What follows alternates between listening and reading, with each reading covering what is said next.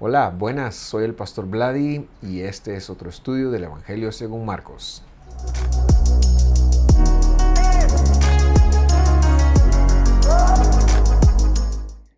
Muy bien, estamos estudiando ya hoy, nos toca el estudio número 8 del Evangelio según Marcos y es un verdadero deleite hacernos acompañar de ustedes y que podamos juntos en esta ocasión estudiar la escritura en una cosmovisión que trata de ser lo más apegada al texto, pero también a la cultura e historia de cuando la escritura fue entregada.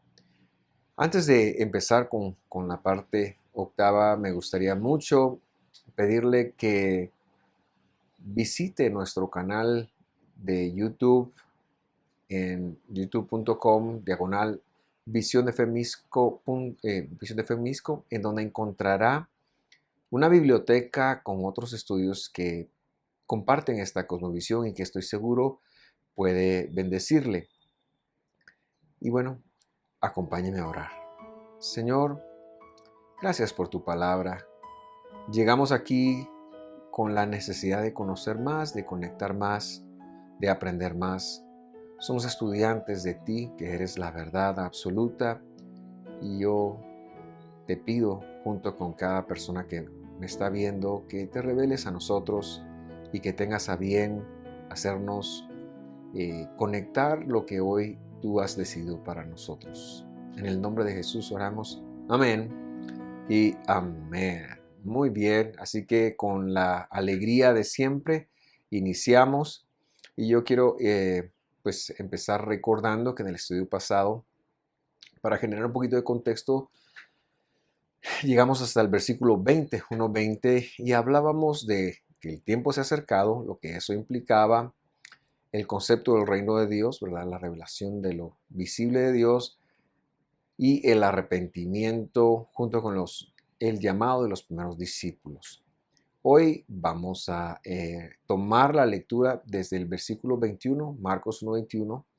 Acompáñenme a leer, vamos a leer varios versículos y luego vamos a ir dando vuelta a algunos conceptos. Hoy tenemos un tema que es el que nos mueve a desarrollar en esta oportunidad y es el tema del mundo espiritual. Pero acompáñenme a leer para que podamos todos ir en la misma sintonía. Marcos 1:21.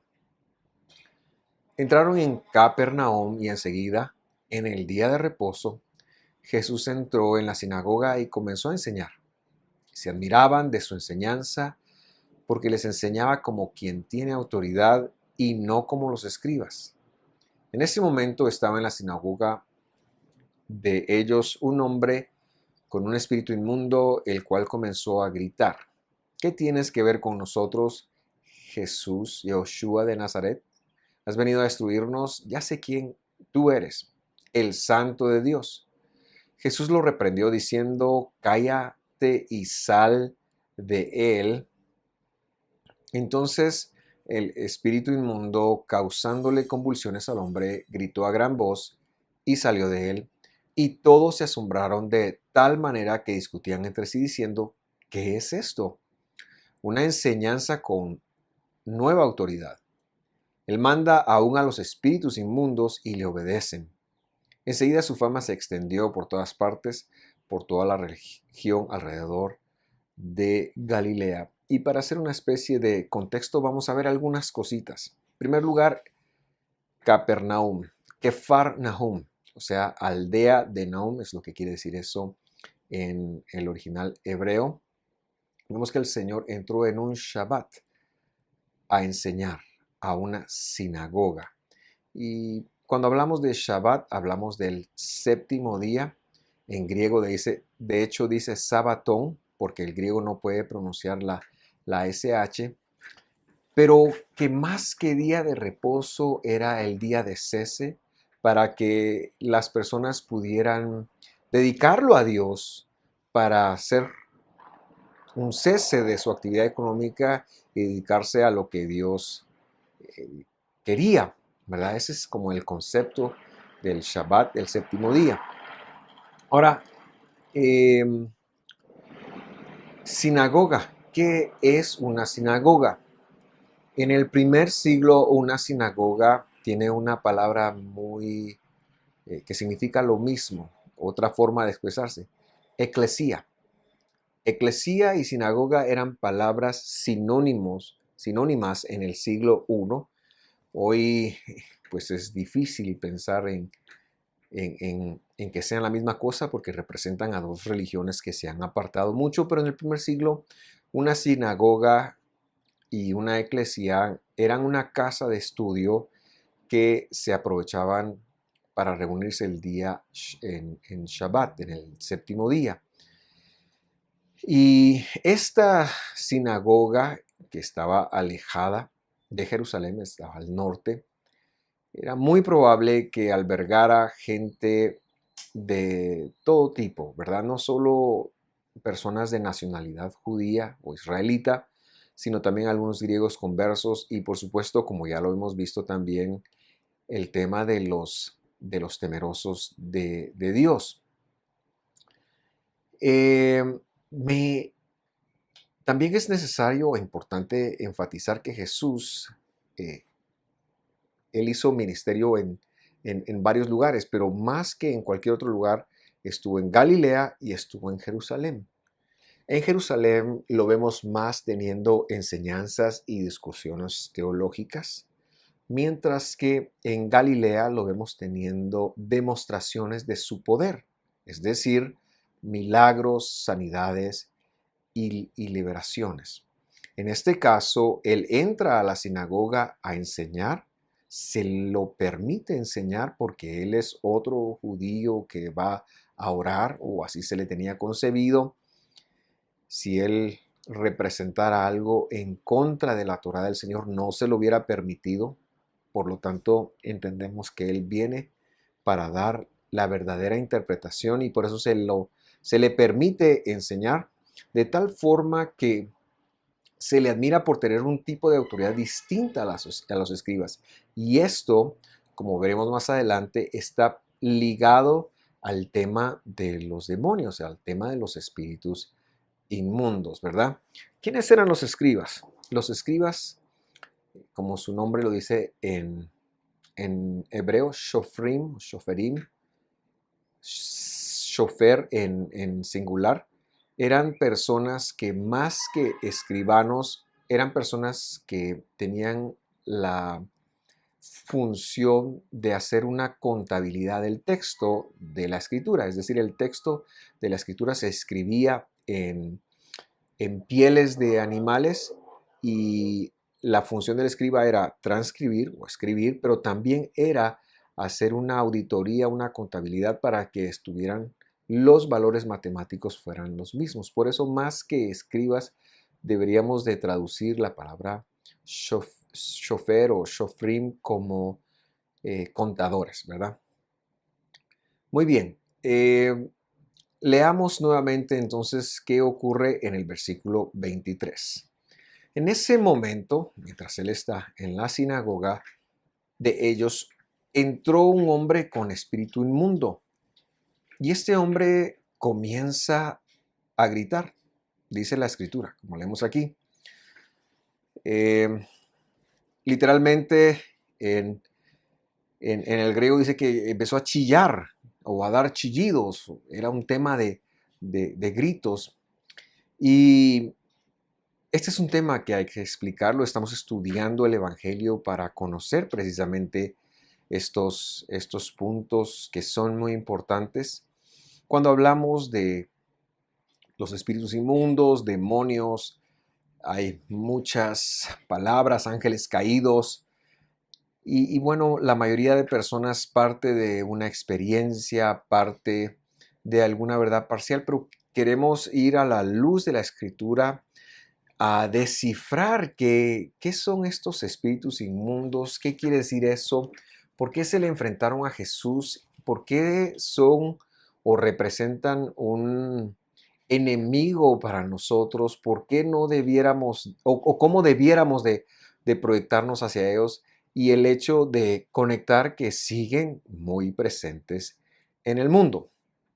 Entonces, Un espíritu inmundo suena como a un ser etéreo, es decir, que no tiene cuerpo y que está sucio. En Guatemala decimos, por decir sucio, decimos chuco, pero suena como algo que está de alguna manera sucio y etéreo. Entonces, realmente ese concepto no le hace justicia a la palabra como la escritura la enseña. Por el otro lado, en hebreo, que es el idioma de la revelación de las escrituras, hemos de leerlo como un ruach tumá, ruach tumá. ¿Y eso qué quiere decir? Si nos apegamos a la traducción, un ruach es un poder o una fuerza, lo hemos visto, y tumá, que es lo que traducen como inmundo, no es necesariamente inmundo, es una inhabilidad. O sea, un ruach tumá o espíritu inmundo, para decirlo en castellano, pero que sepamos que es muy distinto lo que quiere decir en castellano de lo que en la Biblia está escrito. Es un ser, un poder que impide la comunión con la santidad. La función de un ruach tumá, de un espíritu inmundo, es generar separación entre Dios y nosotros. Y si logra hacer eso, el poder de decadencia que eso va a generar en la persona será muy, muy grande. Y por eso es que como creyentes nosotros deberíamos de conectarlo, de entenderlo muy bien y de pelearlo a la luz de las de escrituras, porque en el capítulo 1, como veremos en los siguientes estudios, Jesús se dedicó a pelearlo. Él vino a deshacer las obras del maligno, ¿verdad? Ahora, en la escritura encontramos entonces que hay algunos ejemplos de lo que se llaman de impuros, pero vamos a cambiar el nombre de impureza por el nombre de inhabilidad, ¿verdad? Inhabilidad, porque es más correcto, es más apegado a la idea, porque es un poder que inhabilita. Inmundo nos dice de suciedad, pero vamos a suponer un animal que para comer. Vamos a suponer, vamos a tomar dos animales que dentro de la Torah se los menciona como para comer. Si tenemos una vaquita llena de lodo, esta vaquita no es impura. Puede estar sucia, pero no es impura, sino que sigue siendo un animal, en hebreo se dice tahor, es decir, apto, hábil para comer, útil para comer. Tahor quiere decir que una vaquita, aunque esté sucia, aunque esté llena de lodo o lo que sea, no pierde su habilidad, su utilidad para hacer comida. Pero si por otro lado tomamos al cerdo, vamos a tomar el cerdo, que es el animal que más se conoce como un animal impuro, y aunque esté perfumado, eso no le hace perder su posición de animal no útil, no apto, un animal que está desconectado. No importa su condición de limpieza o suciedad, ¿verdad? Entonces, tanto una suciedad no puede impurificar, por así decirlo, la vaca, como la mayor limpieza del mundo no puede hacer puro al cerdo como está escrito. O sea, estos son conceptos que nos tenemos que aclarar de tal manera que podamos conectar que lo inmundo, lo tamé, lo que se califica como impuro, no es una condición exterior, sino es algo que está inhabilitado. Cito algunos ejemplos. En la Biblia, la lepra, Zaraat, se conoce, es muy distinta a la lepra actual, que es producida por una bacteria.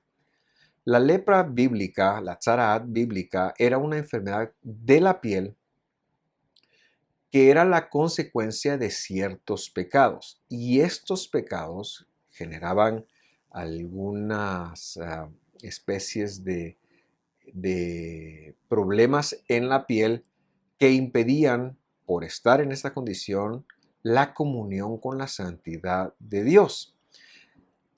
El estar entonces temporalmente inhabilitado en esta enfermedad era un tema de misericordia porque le prevenía a la persona de morir, porque la santidad de Dios de alguna manera vendría y lo borraría, no soportaría una impureza de esta índole en un cuerpo humano, no lo soportaría y generaría la muerte.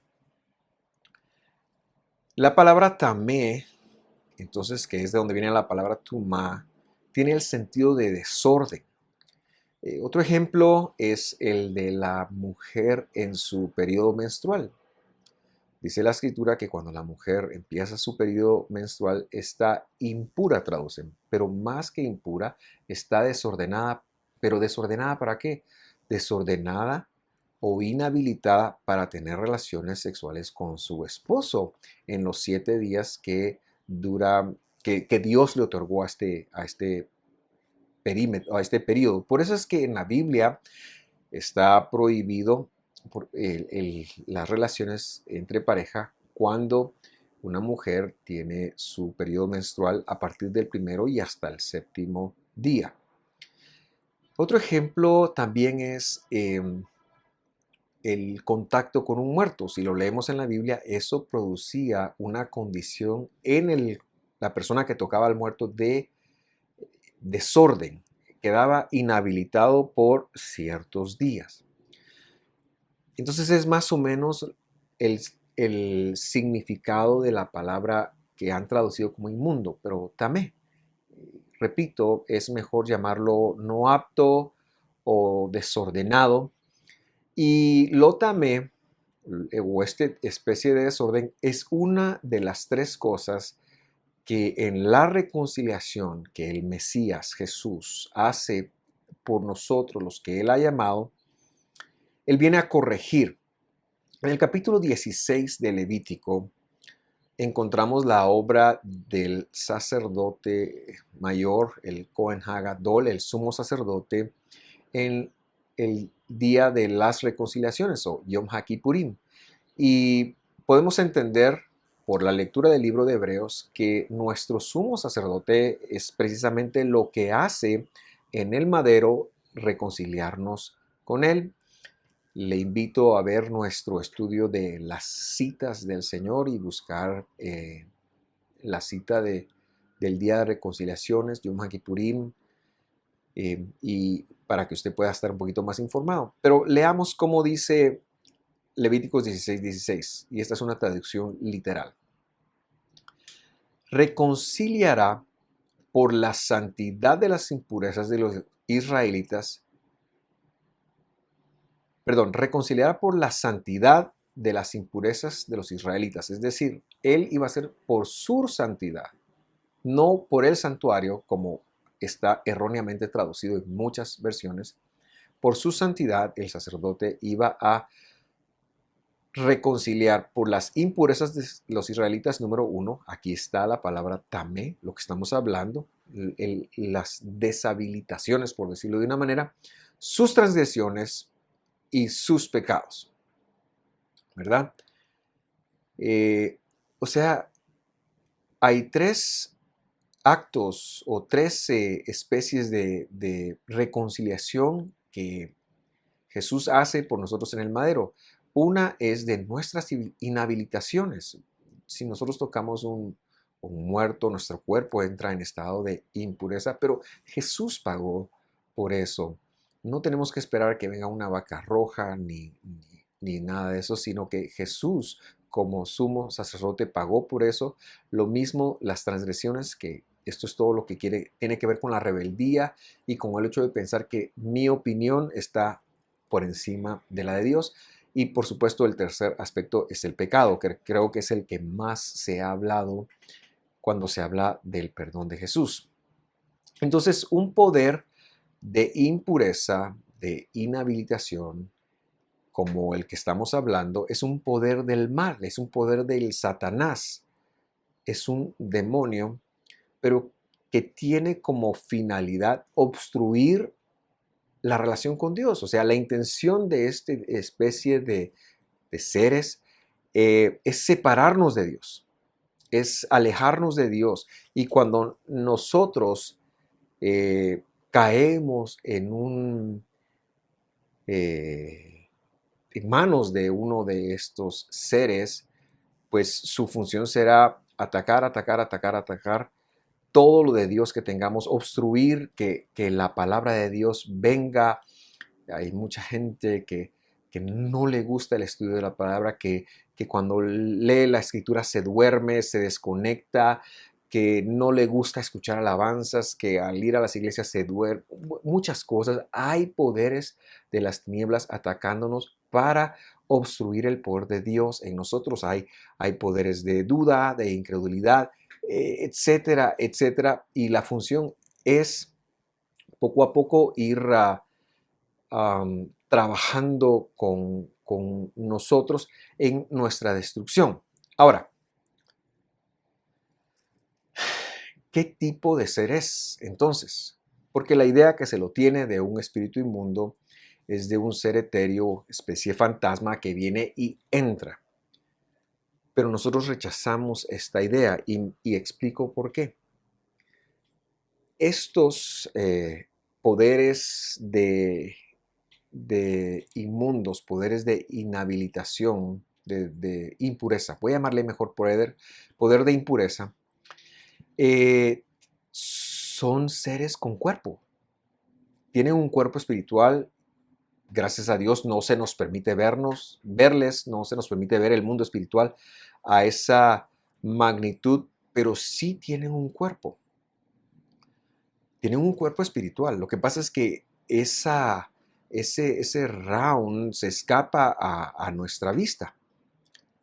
Entonces no hablamos como un ser que viene y se entra, sino que desde afuera empieza a influir. Hay que decirles que se vayan, hay que echarlos fuera, por supuesto, porque están sobre la persona. Vamos a profundizar recordando el versículo del cual partimos. Marcos 1:23. En ese momento estaba en la sinagoga de ellos un hombre con espíritu inmundo. Entonces señalo, estaba con, tenía con, él estaba y tenía un con. O sea, yo estoy con usted en este momento. Si tuviera alguien en la par, estaría con esa persona.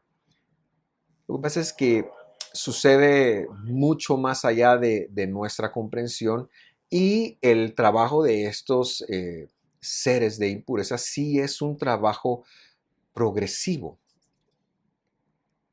Entonces ellos empiezan con uno, pero en la medida que van teniendo derechos legales o incluso un mal manejo de cosas, van adquiriendo poder y poco a poco van tomando en funciones de la persona hasta el punto que puede ser que sea alguien que tenga muchas facultades.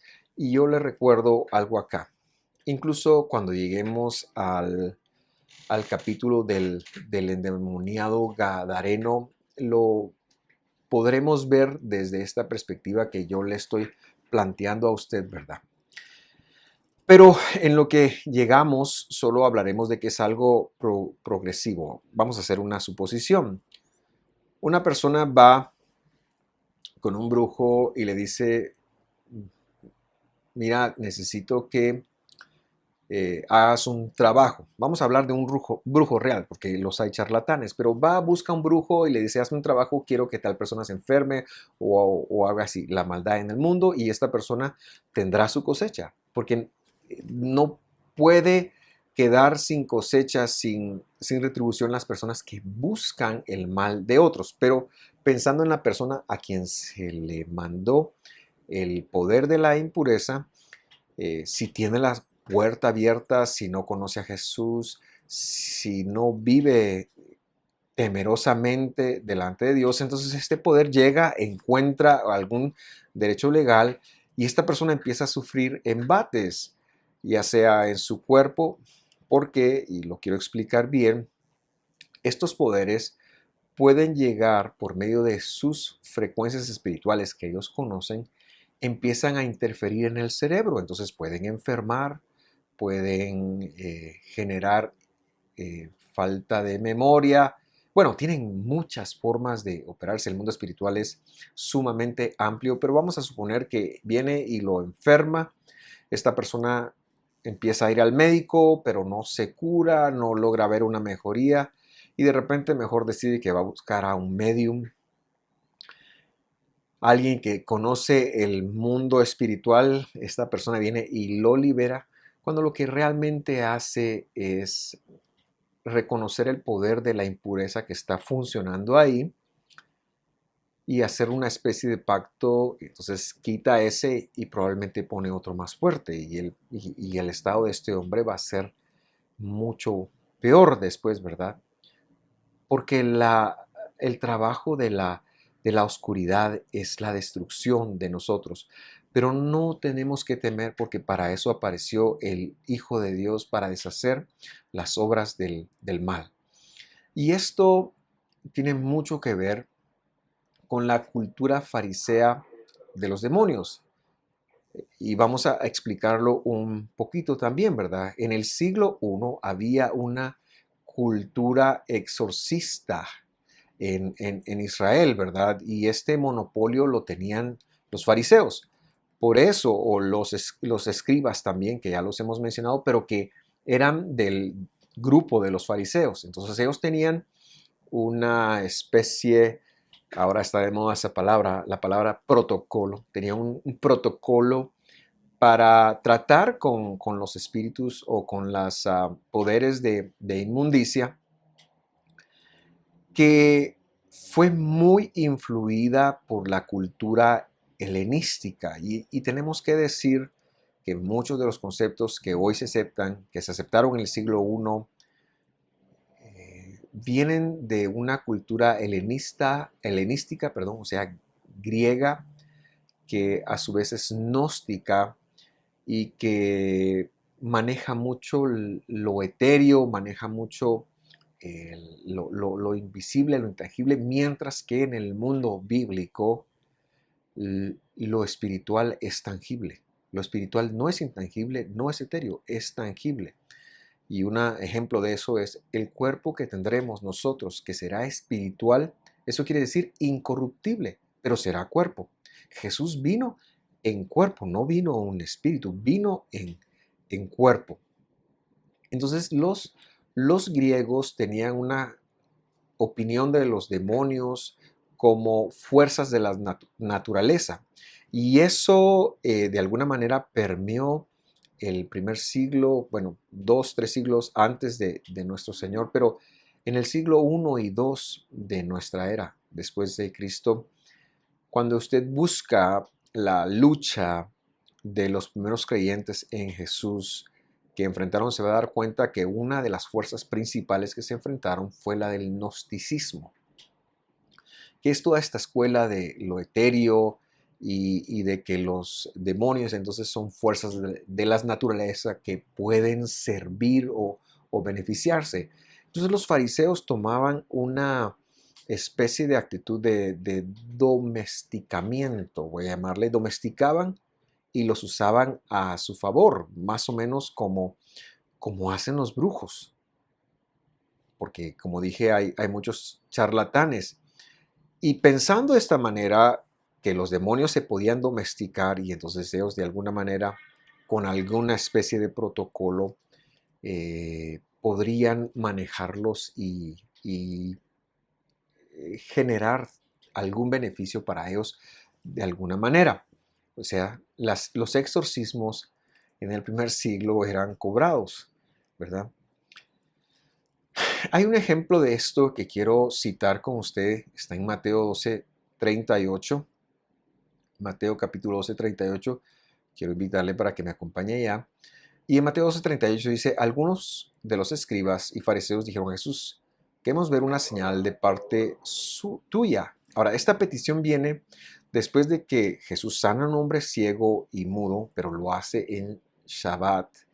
Y el fariseísmo viene y dice: no, él está actuando por el poder de Belcebú. Entonces, como está actuando el diablo, pues el diablo le terminan pidiendo una señal y usted conoce que hay una discusión ahí, ¿verdad? De una casa dividida, pero con este contexto en el cual algunos fariseos están pidiéndole una señal a Jesús, Jesús responde de esta manera. Versículo 43. Cuando un espíritu, cuando un poder de la impureza, cuando un poder de la impureza, perdón, sale del hombre, este poder pasa por lugares áridos buscando descanso y no lo haya. Entonces dice, volveré a mi casa de donde salí. O sea, cuando los fariseos, domesticando poderes de la impureza, manejaban este tema, no le enseñaban a la persona a vivir en libertad, entonces este supuesto demonio domesticado decía, voy a volver. Y cuando llega, dice, la encuentra desocupada, barrida y arreglada. Entonces va y toma consigo otros 7 espíritus más depravados que él. Y entrando moran allí.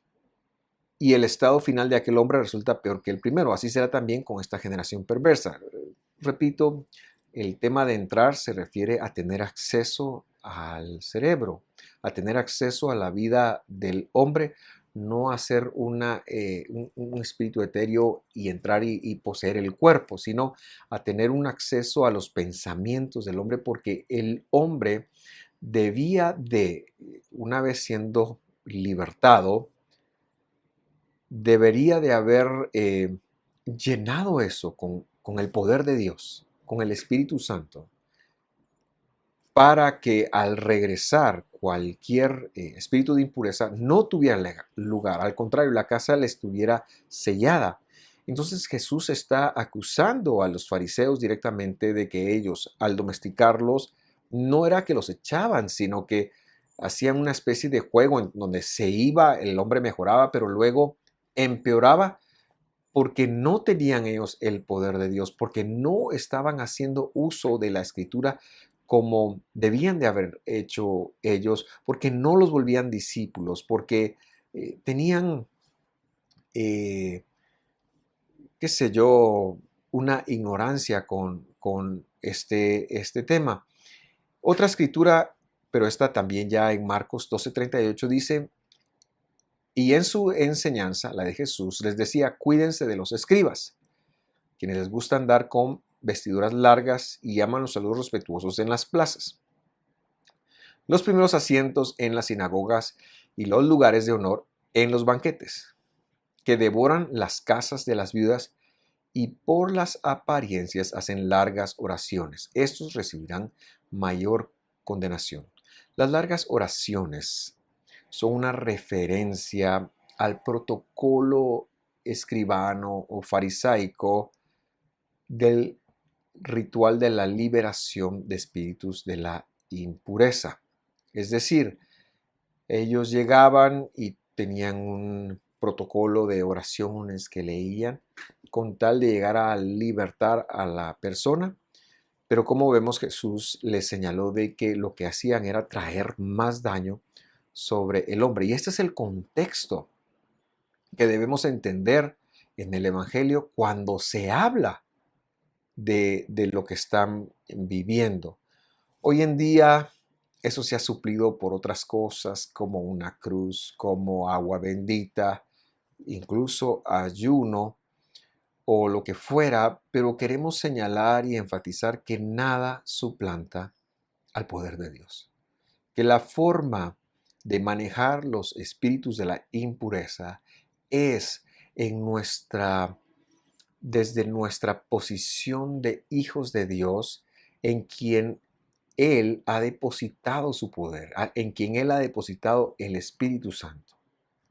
El poder del Señor está sobre todo poder y no nos compete negociar, ni nos compete hacer otra cosa más que reconocer el señorío de Jesucristo, Yeshua HaMashiach, el Mesías Redentor, bendito sea su nombre.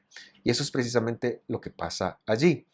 Por favor, acompáñeme nuevamente a leer el versículo 23 para recordar qué está pasando y tener todo el concepto bien claro. Marcos 1:23. En ese momento estaba en la sinagoga de ellos un hombre con un espíritu inmundo, el cual comenzó a gritar: ¿Qué tienes que ver con nosotros, Yeshua de Nazaret, Jesús de Nazaret? ¿Has venido a destruirnos? Yo sé quién tú eres, perdón, el Santo de Dios, el Kadosh Elohim. Y este Santo de Dios se refiere al mismo que leíamos en Levítico, el Kadosh Elohim que leíamos allá en el del santuario. Esta es una referencia a él.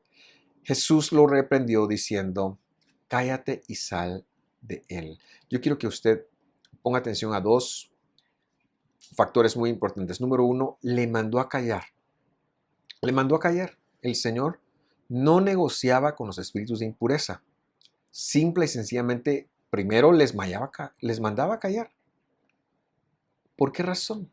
Porque ni usted ni yo tenemos que andar tomando información del padre de la mentira. Nuestro papel cuando nos enfrentemos a un espíritu de la impureza es no hablar con ellos. Y segundo, mandarle a salir por el poder de Dios que Él nos ha dado, pero es de Dios que está en nosotros. De hecho, literalmente le dijo: dimite de Él. Esa es la palabra que Jesús usa en el griego que traducen aquí: sal de Él, es dimite de Él, es decir, vete. Y esta es una lección para nosotros. A los espíritus de la impureza solo podemos ordenarles en el nombre de Jesús que se vayan y que reconozcan la autoridad que Dios ha puesto en nosotros. Pero esto es un llamado a nosotros también, de que debemos de tener esa autoridad. Debemos de tener esa autoridad. Entonces, ya en función de ir cerrando, quiero enfatizar que estos poderes infligen en las personas dolor, dominio, y que pueden, por medio de la influencia en el cerebro del ser humano, que es muy poco utilizado. El ser humano utilizamos la mayor parte del cerebro, no la utilizamos, y estas frecuencias, estos poderes espirituales con cuerpo espiritual llegan y empiezan a influir, empiezan a susurrar y van teniendo acceso a al cerebro y desarrollan habilidades extraordinarias, pero a la misma vez generan problemas extraordinarios. Y nuestro papel es echarles fuera en el nombre de Jesús, y luego de eso disipular a estas personas para que estos poderes de impureza no vayan estando un tiempo desocupados y luego buscando cómo regresar, encontrar esa casa ordenada y empeorar el estado de aquella persona. El Evangelio termina la historia de esta forma. Marcos 1:26. Entonces el espíritu inmundo, causándole convulsiones al hombre, gritó a gran voz. Vea la influencia. Y se fue de él. Y todos se asombraron de tal manera que discutían entre sí diciendo: ¿qué es esto? Una enseñanza nueva con autoridad. ¿Por qué es una enseñanza nueva con autoridad? Porque ni eran largas oraciones, ni había un protocolo que ellos sí estaban acostumbrados a ver de parte de los fariseos, sino que este personaje, que es Jesús, nuestro Redentor, que es Dios mismo, lea conmigo, dice: Él manda, Él ordena aún a los poderes de la impureza, y estos le obedecen. Esa debe ser nuestra aspiración. Debe ser el legado en nosotros. Y por eso el 28 cierra diciendo: enseguida su fama se extendió por todas partes, por toda la región alrededor de Galilea. Consecuente con lo que hemos venido hablando, y de alguna manera importante que hagamos estas conexiones. Yo quisiera dejar el estudio acá para que la próxima semana veamos un poquito más de algunos otros milagros de Jesús y comentemos sobre ellos, pero antes de esto quiero decir que si usted es una persona que está enfrentando alguna situación, algo, y en este momento Dios toca su corazón, y usted sabe que ese es un tema espiritual, que tiene que ver con un poder del desorden, un poder de la oscuridad, y usted desea oración, no dude en contactarnos, no dude en dejar un comentario o enviar un mensaje privado y nosotros podemos, en el nombre de Jesús y con el poder de Él, apoyarle en lo que usted está enfrentando y seguramente Dios tiene para usted la libertad. Con esto en mente, permítame hacer una oración para terminar. Gracias, mi buen Dios, por este tiempo que nos has dado. Gracias por tu palabra. Gracias por este tema. Nosotros llegamos acá sabiendo que dependemos de ti, dependemos de tu palabra. Y te pedimos, Señor, que nos ayudes a pelear los poderes de la impureza, los poderes del desorden espiritual, de el Satán y de cada uno de sus secuaces, para que podamos no solo ser victoriosos nosotros y vivir de acuerdo a ti, sino también ayudar a otros a vivir de esa manera. Si alguien está enfrentando una situación, pedimos en el nombre de Jesús el camino a su libertad. En el nombre de Jesús, nuestro Redentor, lo pedimos con gratitud, sabiendo, Señor, que tú eres bueno y confiando en tu fidelidad. Gracias, mi Rey. En el nombre de Jesús oramos. Amén y amén. Me ha dado mucho gusto compartir otro estudio. Yo soy el Pastor Vladi y los esperamos en una próxima. Hasta pronto.